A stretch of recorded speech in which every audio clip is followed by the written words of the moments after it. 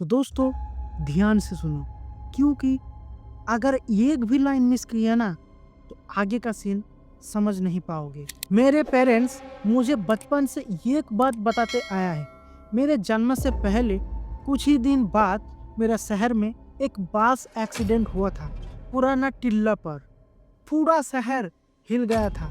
कोई भी बच्चा जिंदा नहीं बचा। और हाँ, ये वही रोड है जहाँ आगे जाके मेरी स्टोरी अटक जाती है। 13 साल बाद, जब मैं 13 साल का था, तब मैं दोस्तों के साथ मूवी देखने गया था। मूवी खत्म होते ही टाइम का बिल्कुल ही अंदाजा नहीं था।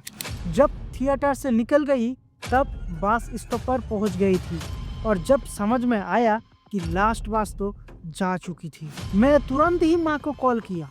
माँ फोन उठाते ही कहा, तू वही रुक, मैं किसी को भेजती हूँ। फिर अचानक उनकी आवाज़ बदल गई।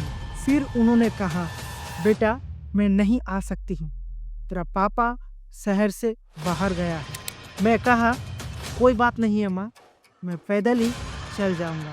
सिर्फ 1-2 मिली की ही तो बात है।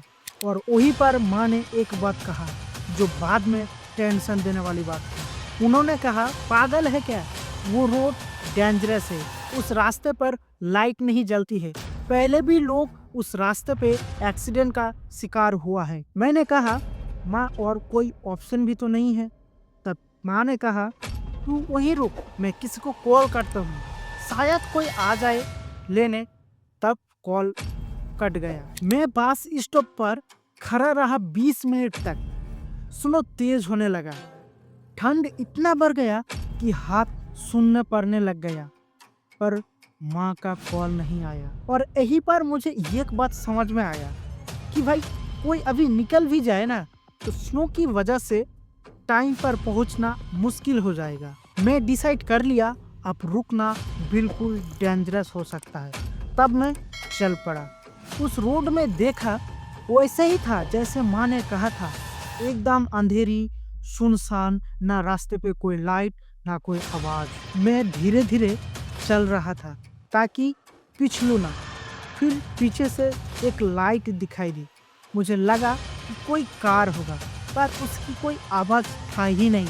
जब थोड़ा पास आया तो पता चला वो बस है। और सुन लो, ये इम्पोर्टेंट है, इस रोड पर नॉर्मली इस वक्त पर कोई बस नहीं चलती, पर उस वक्त ठंड और डर की आगे लॉजिक भी फीका पड़ गया था। मैंने हाथ दिखाया और बस निकल गया। मेरा दिल बैठ गया था। उस वक्त, उस सेकंड पर बस का ब्रेक का आवाज आया और बस रुक गया। दरवाजा खुला, मैंने चढ़ा और दरवाजा बंद भी हो गया। और बस इतना तेजी होने लगा, अंदर घुसते ही मुझे महसूस हुआ कि टेम्परेचर और भी गिर गया हो। अजीब सा बदबू थी। पैसेंजर बैठा हुआ था, सब चुप, बिल्कुल सीधा।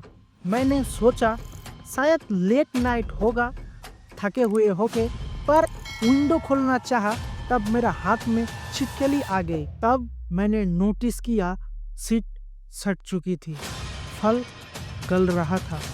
तभी मैंने साइड वाली लड़की की तरफ देखा और वहाँ से ही सब कुछ बदल गया। उसका चेहरा नॉर्मल नहीं था, वो जिंदा जैसा लग ही नहीं रहा था। और जैसे ही उसने मेरी तरफ देखा, बांस का सारी बच्चा मेरी तरफ घूमने लग गया।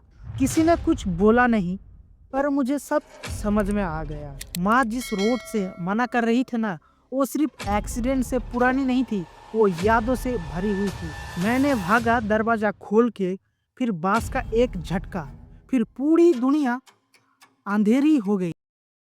जब मुझे होश आया तब मैं हॉस्पिटल पर था। 2 पैर टूटी हुई, हाथ में फ्रैक्चर और सिर पर बहुत ही ज़्यादा जख्म। माँ ने रोते हुए बस इतना कहा, तू उसी खड्डे के पास मिला है, बिल्कुल उसी जगह पे जिस जगह पे 13 साल पहले उस बस एक्सीडेंट हुआ था। डॉक्टर कह रहा था कि मैं होश में नहीं था, पर मैं ठीक हुआ तो कुछ ठीक ही नहीं था। मुझे अक्सर सपना आने लगा, ऐसी याद जो कभी मेरा था ही नहीं। स्कूल यूनिफॉर्म, बस की लास्ट सीट पर एक आवाज था जो कह रहा था, तू बच गया, पर मैं नहीं। फिर एक रात माँ ने मेरी आंखों में देखकर बोला, बेटा तू ऐसा क्यों बोल रहा है, जैसे तू वहाँ था। तब मुझे समझ में आया वो बस एक्सीडेंट था ही नहीं, वो प्लानिंग था। और जो बच्चा उस बस पर लास्ट सांसें ले रहा था ना, वो पूरी तरह से मरा नहीं, वो मेरी अंदर आ गई है। और जब मैं उस रोड से गुजरता हूँ तो मुझे बस नहीं दिखाई देती है, मुझे लोग दिखाई देती है, जिसको अभी भी सजा देना बाकी है। क्योंकि कहानी अभी खत्म नहीं हुई है, इसका बदला शुरू होगा। तो इसका बदला पार्ट 2 में देखने को मिलेगा। तो आप लोग ज़्यादा से ज़्यादा कमेंट करो पार्ट 2 के लिए, मैं ज़रूर पार्ट 2 लेके आऊँगा। और दोस्तों ये वीडियो आप लोगों को अच्छा लगे तो वीडियो को एक लाइक ज़रूर कीजिए। और मेरा इस चैनल पे नहीं हो तो चैनल को सब्सक्राइब करके बेल आइकन को प्रेस कर दो। तो चलो दोस्तों, मैं मिलता हूँ नेक्स्ट वीडियो पे। तब तक के लिए बाय, जय हिंद, वंदे मातरम। तब तक के लिए देखते रहो हॉरर स्टोरी।